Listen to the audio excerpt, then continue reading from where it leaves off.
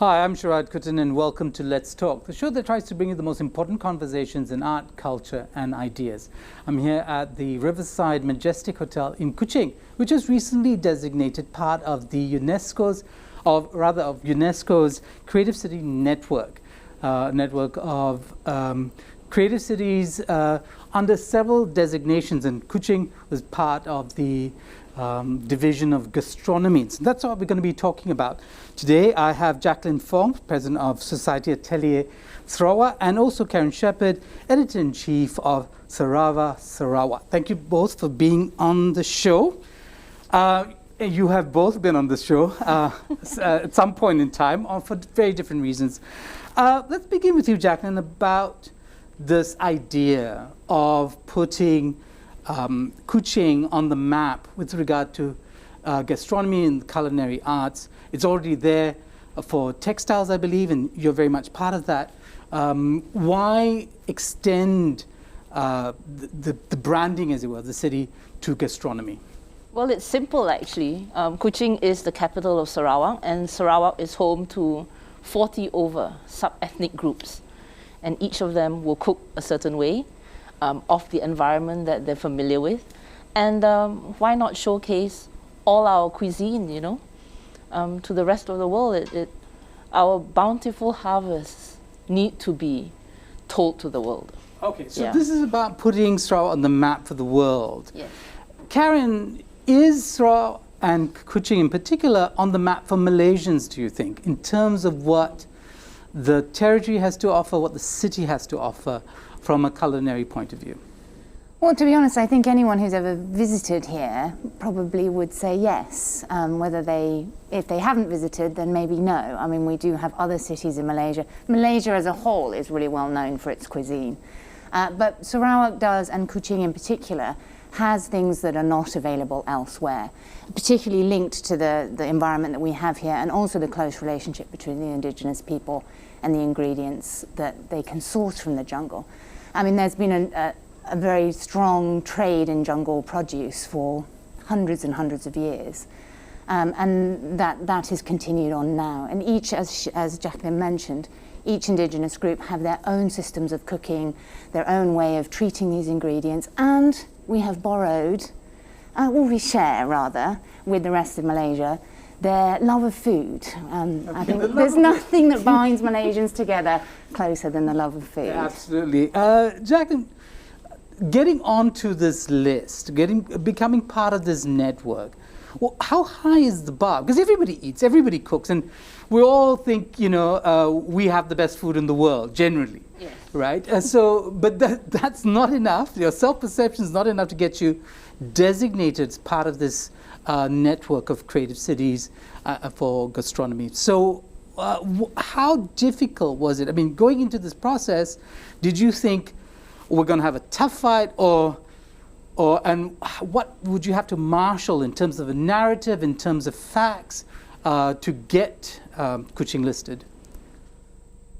As a collective, we thought that Kuching had a very good case. You know, our food economy, our gastronomy economy actually fulfills a lot of SDGs of UNESCO's. And we believe that also it's a very critical time because ancestral traditions are fast waning. And, you know, this is one of many, many ways that we want to arrest the decline of tradition, you know, of heritage. So it was very critical. And we're glad that the UN has recognized the fact that this designation is going to be very good for the causes that we wanted to protect. Right. Karen, help us understand the link between the Social Development Goals, the SDGs, and this particular initiative by UNESCO of creating a network of creative cities.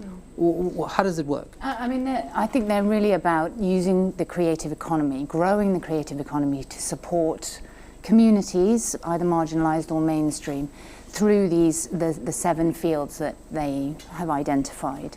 In this case, gastronomy. So on one side of it is preservation of our traditional gastronomy and our traditional food cultures, and of course the environment that supports it. The other is stimulating creativity.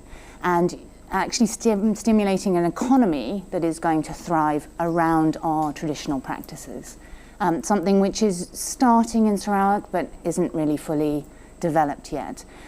So we have a lot of traditional food providers, but there is a chance for us now to support them even more with a greater economy in what they're already doing, and actually to supply them with creativity and creative exchange.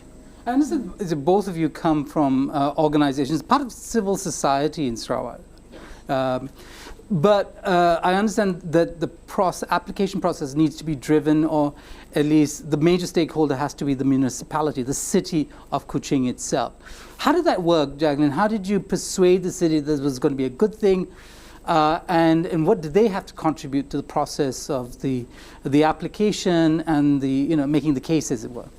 I think it's very important that they supported this application, and we started perhaps about 18 months before application date, 12 to 18 months, and we engaged the municipalities early.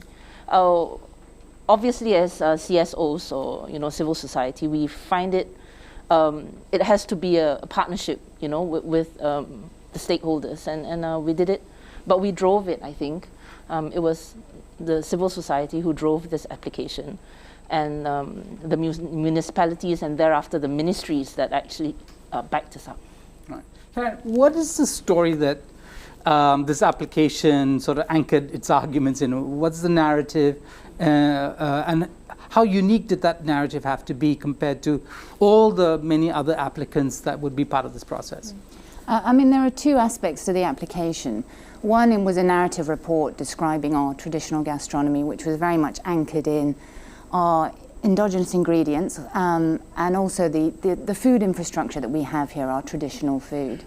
The other actually is a 4-year action plan, and that's where the municipality and the government and other stakeholders in the city come into it.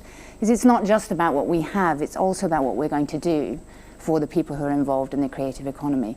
So that's why it has to be driven by the municipality, because we have committed over 4 years to provide actually 6 or 7 action plan points that are going to be implemented both domestically and internationally. Can you give us an example of those action points? Because it seems, it might not seem obvious to many of us what an action plan would be with regard to gastronomy. One of the main things we want to do is to increase perceived value and also pride in our Sarawak products, in our heritage cooking and our heritage recipes. So one of the main points is going to be our Pride of Sarawak campaign, which is a branding exercise that will allow people to see exactly what comes from Sarawak, and not just what comes from Sarawak, but products that reach a certain standard of excellence. And we will support our heritage providers to A, achieve that standard of excellence, and B, to promote their products to a wider market. So for all those in West Malaysia who don't yet know what we have to offer, you will know soon. Look out for the Pride of Sarawak coming your way. In my local supermarket, there's actually a little section that's about Sarawak produce, the rice, the palm sugar, which I bought, so I just wanted to let you know. Okay. I want to ask you, Jacqueline, what does UNESCO give in return? I mean, they might give guidelines, they might give you the brand, but do they give you much more in terms of material resources? Are they putting their money where their mouth is, as it were? Well, we have just entered into this network. I think it's about a month old. We do have exchanges that we can actually participate in, conferences that we can also join, or we have to join as a network member. And we will see if there's possibility of further activities within the UCCN member network. Especially with gastronomy. Karen, I understand there are other cities in the region that now are part of the network as well. What kind of synergies do you see with the Phuket, which you alerted me to as a member city? Yeah, there are a few in China. There aren't that many actually in Asia, but it is a worldwide network running from the Middle East over to South America. So it's really about knowledge exchange, this, and they do provide pilot programs, but there is an opportunity to talk to all the other countries, all the other cities that are being designated, about what they're doing to support their traditional agriculture. Obviously, as you've identified, some are more relevant to us than others, but you know, Phuket, I think, listed primarily on their nyonya food, which seems possibly unexpected.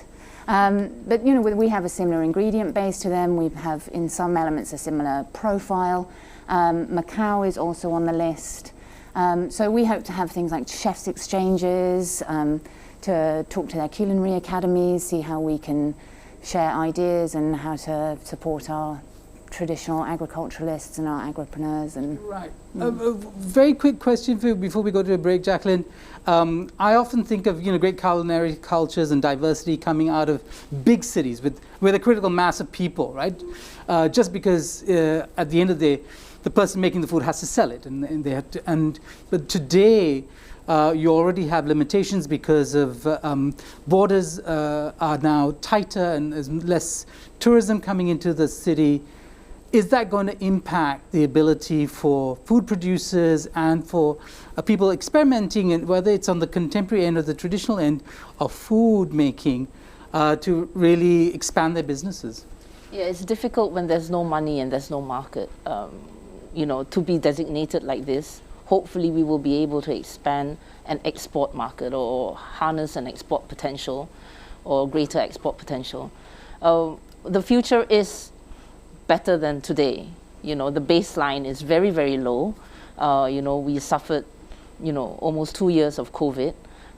So we hope that with this designation of Kuching, we could actually propel the culinary industry. Okay, wonderful. Thank you both. We'll take a short break and we'll be back with more on Let's Talk. Stay tuned.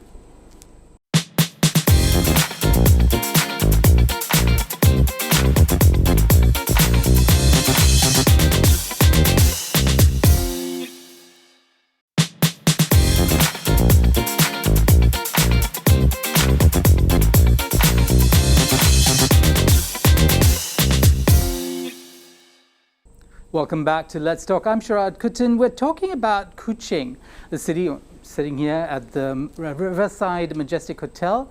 The city of Kuching was designated very recently, in November in fact, as part of UNESCO's Creative Cities Network underneath within its culinary or gastronomy section.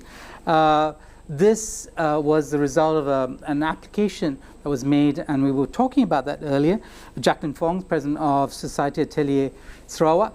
And joining us now is Datin Dona Drury Wee. She's president of the Culinary Heritage and Art Society of Sarawak. Thank you, Dona, for joining us. Thanks. I thought maybe we could get into some of a sense of actually the landscape, get a little more granular when we talk about the culinary arts and gastronomy in Sarawak. You, an author of a cookbook, I understand, so you, of all people, should know some of the ingredients, some of the methods of cooking that are unique to Sarawak.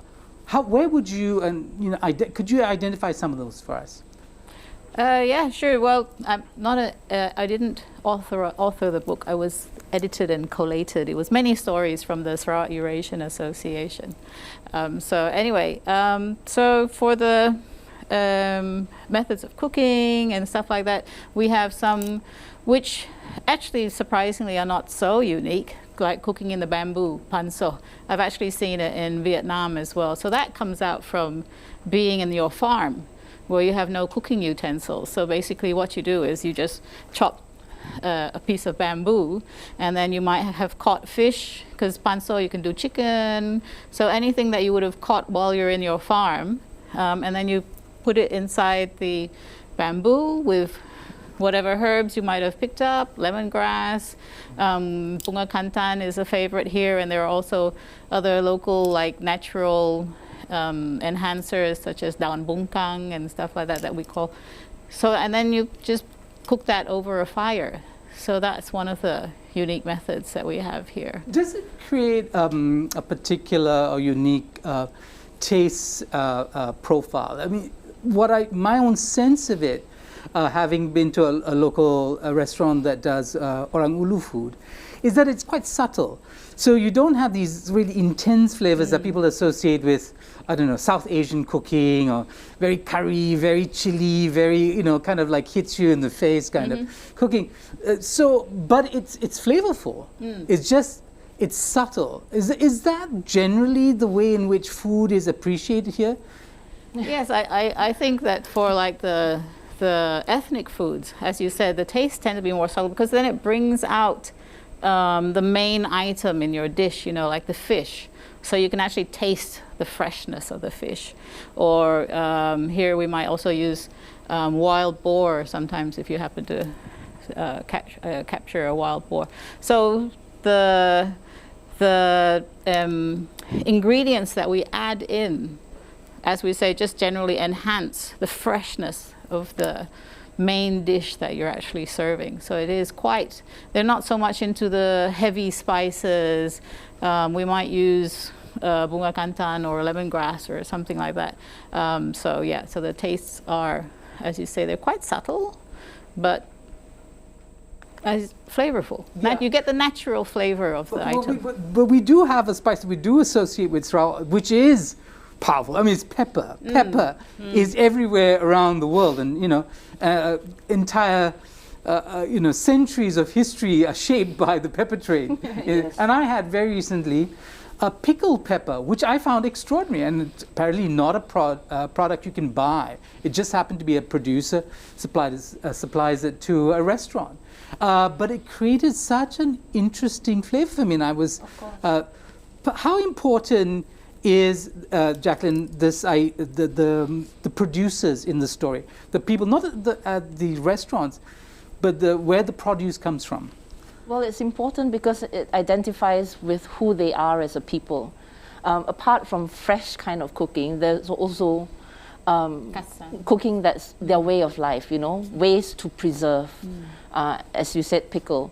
So we've got a whole series of belachans and kasam, and tempoyaks that people had no choice because they don't have refrigeration. So there's an entire genre of, last month's food that we have. Last month's catch. Last month's everything. Yeah. How much of this is disappearing, and is it disappearing because you no longer have the people to produce it? Some foods actually are very labor intensive to produce, or in fact, the taste buds of Sarawakians changing as they're exposed to McDonald's and fast foods and heavily sugared foods. Donna, could you help us understand that dimension of the kind of culinary challenges for Sarawak?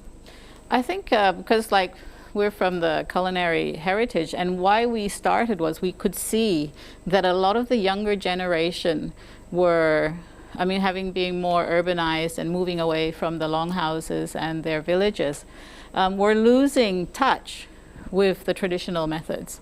And so I think, though, perhaps it's one of the good things that came out of MCO was that everybody had to start cooking, and then you see this sudden upsurge, and also, like we said, awareness, and the younger kids are getting more woke to their traditional methods of cooking. We had young guys who didn't have a job, and then they were doing the babi panggang and delivering it to your home, and a lot of panso was also being sold online.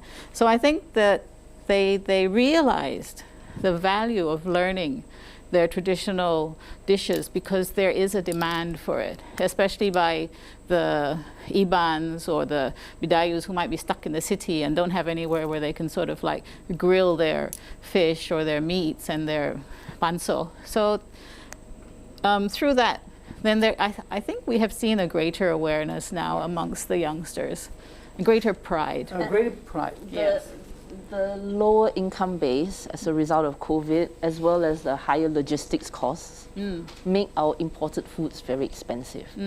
So it was also very timely, COVID came and people started being aware of the ingredients that they can source locally and much cheaper. Yeah, there is actually a very interesting way in which crisis and border controls and the high price of imported goods creates an awareness and maybe even a desire to explore, local traditions and things that have become forgotten. And I've heard this story repeated endlessly around the world, and in documentaries like Chef's Table, brilliant discussion of, rediscovering what is yours. Jacqueline, you work in textiles. Is there a kind of synergy between the world of textiles and what your work is and the field of gastronomy here? Of course, what we're trying to do is basically trying to fight the effects of a homogenized culture. And people have so much access now to content, right? From the very remote jungles, they now have internet. So they're watching content which does not relate to themselves. So what we are doing, and we're a very small group, but we are trying to make sure that they continue to identify with themselves as a people. Whether it's through craft. Your dress, apparently, you told me this before we went on air, is related to food too. Tell us a little bit about this wonderful dress. Sharaad, I made an effort. I'm so pleased. I used to walk around like a scarecrow, This is actually batik linut. So what they do in Muka is that because they have ample sago crops, is prolific, and sago starch was used instead of wax to resist the paint. So we have now Sarawak's indigenous product on our batik. And this pattern actually is stencilized, but this pattern is the sago fruit, the corolla of the sago fruit. Wonderful. Okay, Dona, I understand there's a 4-year review with this designation. What are you hoping will be achieved in the next 4 years? I mean, what do you think is for you a priority? I think the education, because we've been approached actually by several cooking schools now, culinary schools now, and we're very happy to see that they're approaching us to help them to introduce the indigenous ingredients that we have here, sort of like the terong asam, which is the yellow brinjal, which is slightly sour, which only grows in Borneo and Papua New Guinea. And which I had for lunch. Yeah. And probably now in Johor, because you have such a large Iban population in Johor.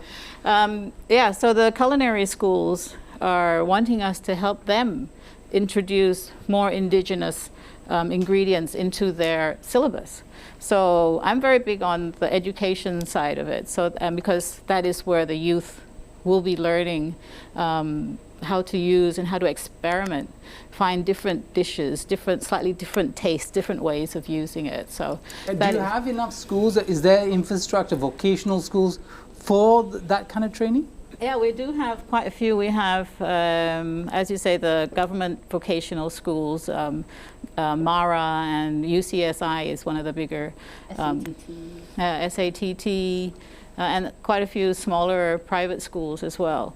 And we have Centex as well, which is a government run entity. So they're all approaching us to bring in this knowledge and to introduce to them, because people that hold the knowledge are not somebody with a diploma or a degree. So what we're trying to do is to connect them with, we have a lot of what we call our heritage chefs. So we will connect them with these chefs, and those chefs will go in and speak to the students and impart the knowledge that they have about the ingredients that can be used. Right. Thank you very much to both of you for being on the show and helping me understand what I've been sampling while I've been here in Kuching. Thank you very much for being on the show. Thank you for inviting us. I've been speaking to Datin Dona Drury Wee. She is president of the Culinary Heritage and Arts Society of Sarawak. Also Jacqueline Fong, president of Society Atelier Sarawak. And before, in the first part of the show, Karen Shepherd, editor-in-chief of Cerava Sarawak. That's all we have for Let's Talk. Join me next week. I'm Sharaad Kuttan, only on Astro AWANI.